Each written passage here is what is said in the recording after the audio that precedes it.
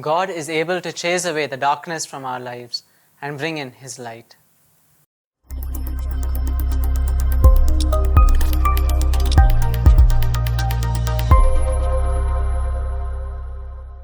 Dear friends, we are all familiar with the news of the tragic terrorist attacks that took place in Sri Lanka on Easter Sunday this year.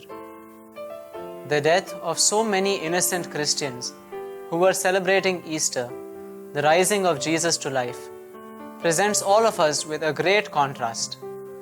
In this incident, as well as in many other incidents that take place all around the world each day, we see a striking contrast between life and death, light and darkness.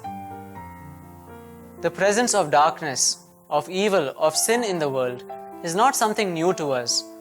We all know the miserable condition of our fallen world and the fallen and helpless state of humanity due to the entrance of sin into the world.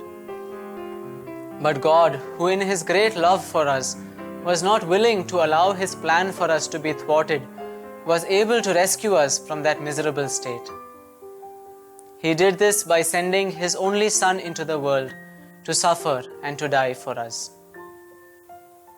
In today's Gospel passage, Jesus proclaims, "I, the light, have come into the world." It was indeed a bold statement for Him to make.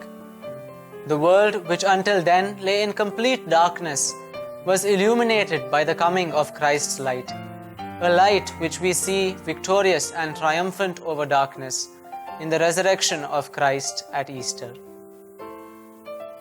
Many of us might remember the solemn moments at the Easter Vigil when the newly lit Paschal candle enters the dark church building and the celebrant proclaims, "The light of Christ."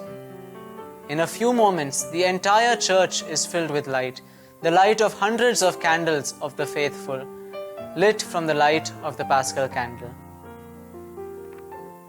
Dear brothers and sisters, at the beginning of Jesus' public ministry, the prophecy of Isaiah was fulfilled. The people who sat in darkness have seen a great light. The good news that God gives us today is that in spite of our sinfulness and our weakness, the Lord is able to intervene powerfully. He is able to chase away the darkness from our lives and bring in His light. Jesus tells us in today's Gospel, "I, the light, have come into the world so that whoever believes in me need not stay in the dark anymore." Dear friends, in his first letter, chapter 2, verse 9, St. Peter tells us that we are a chosen people in order that we may proclaim the mighty works of God, who called us out of darkness into His own marvelous light.